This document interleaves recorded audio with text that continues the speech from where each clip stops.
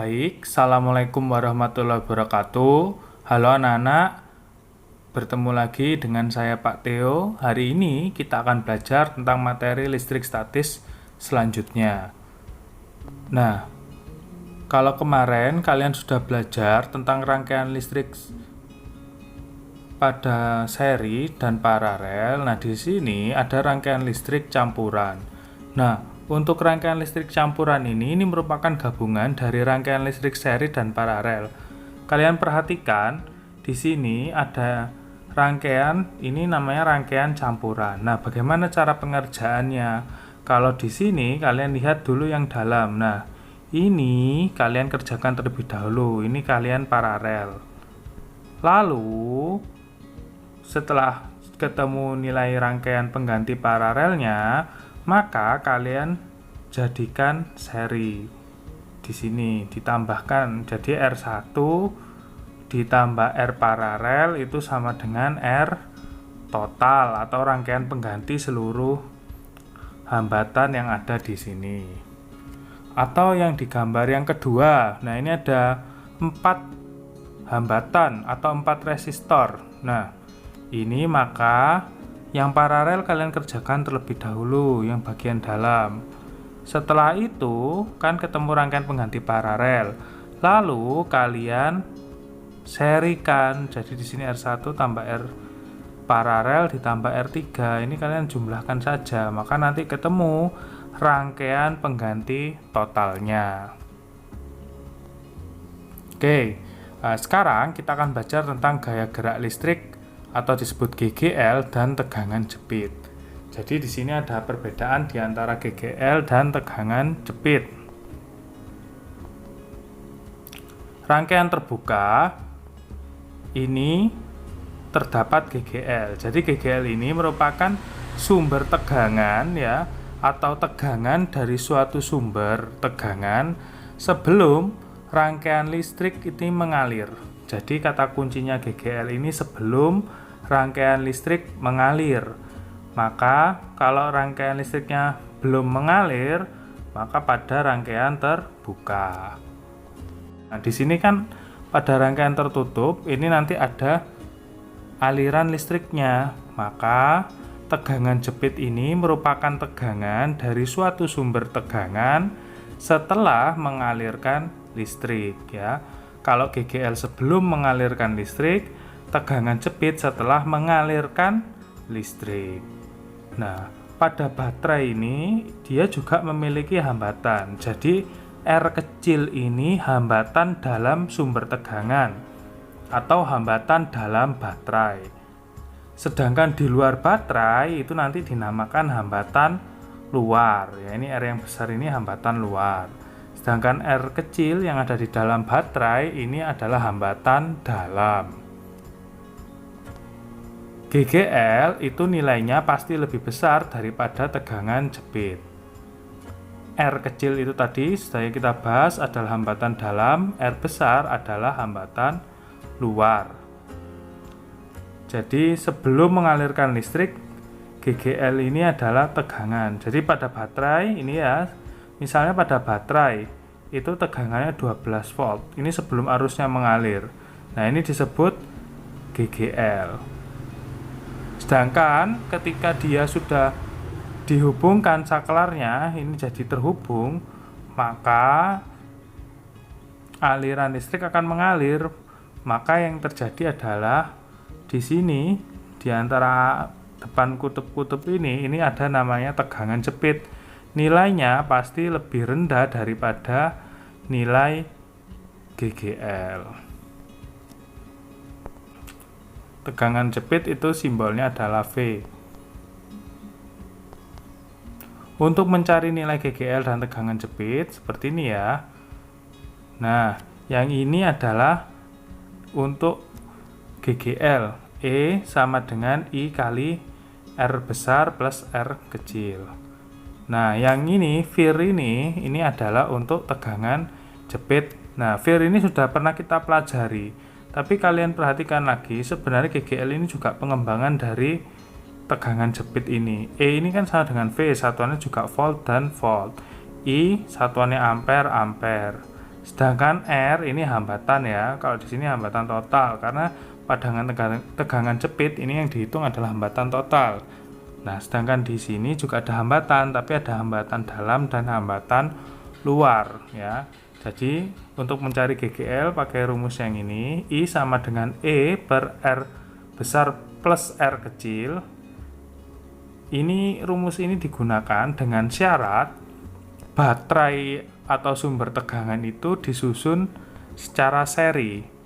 Kalau paralel nanti ada sendiri. Latihan soal.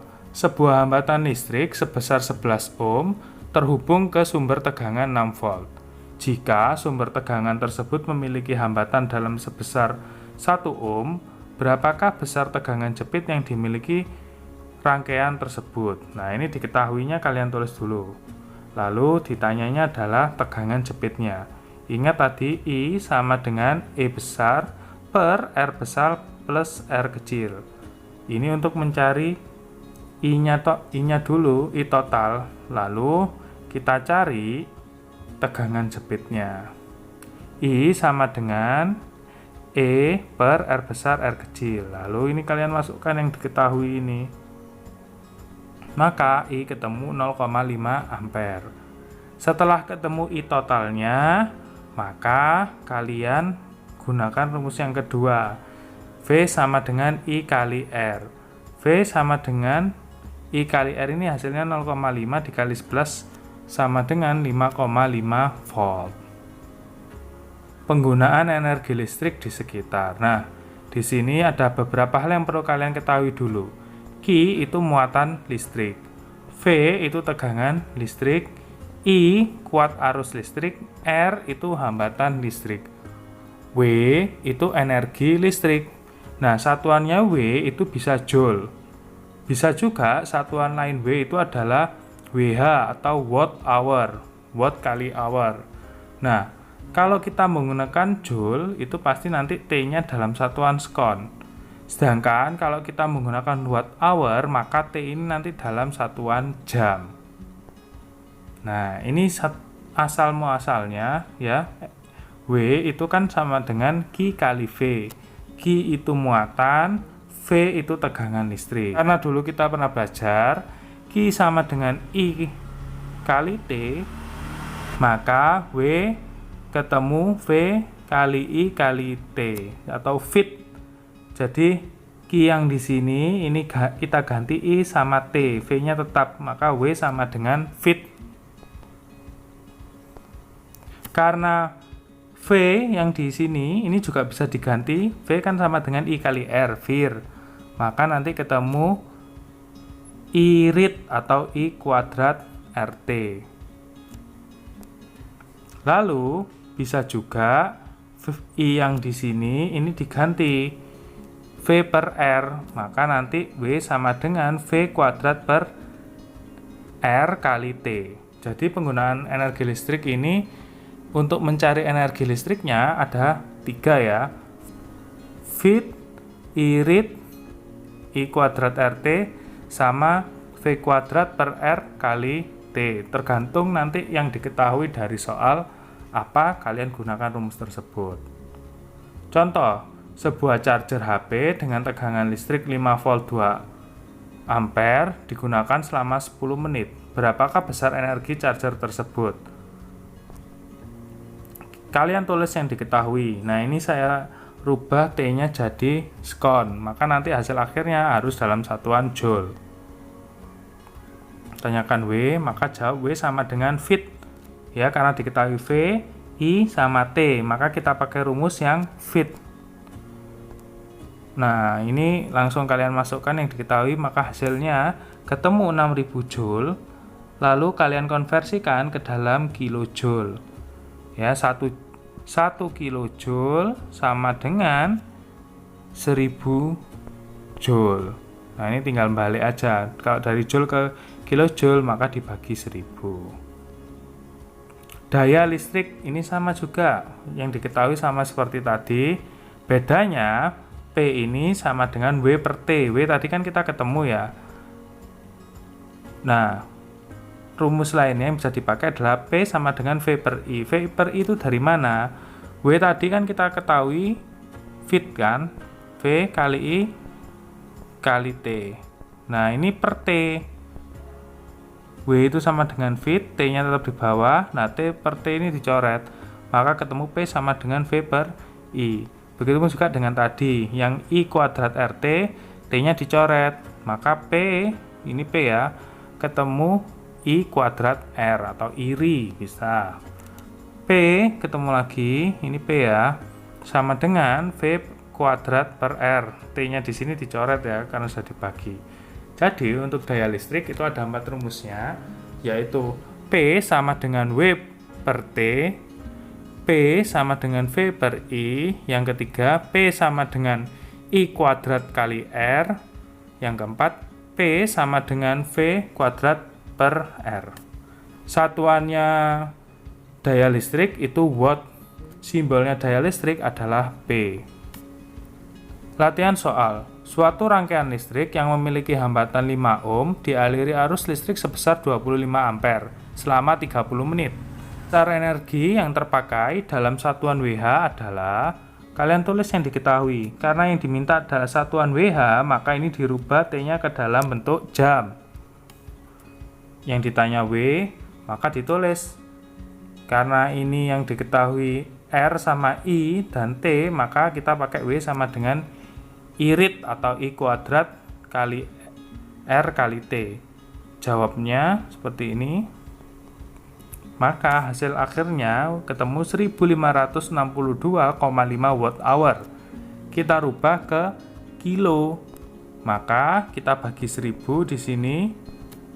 Dibagi 1000, hasilnya adalah 1,563 kilowatt hour. Contoh soal menghitung biaya listrik. Nah, ini contoh soal menghitung biaya listrik ya. Nah, ini diketahui alat listrik yang dimiliki Sinta yang digunakan secara bersamaan dalam waktu 2 jam. Alat listrik yang digunakan lampu, dayanya 10 watt, jumlah lampunya ada 5. Selanjutnya ada charger HP, itu 20 watt, ya, jumlah yang digunakan 2. Kulkas 100 watt, jumlah yang digunakan adalah 1. Jika tarif PLN sama dengan 1200 kilowatt, ya 1200 per kilowatt hour, hitung biaya listrik yang dikeluarkan Sinta. Kita tulis dulu yang diketahui. T-nya 10 jam, P-nya tadi sudah ketahui ya, P1, P2, P3, ini N1, N2, N3 ya, ini N1, N2, N3. Maka yang ditanya adalah tarif listrik yang dibayar Sinta. Jawab, W sama dengan N kali P kali T. Sebenarnya ini turunannya dari P sama dengan W per T.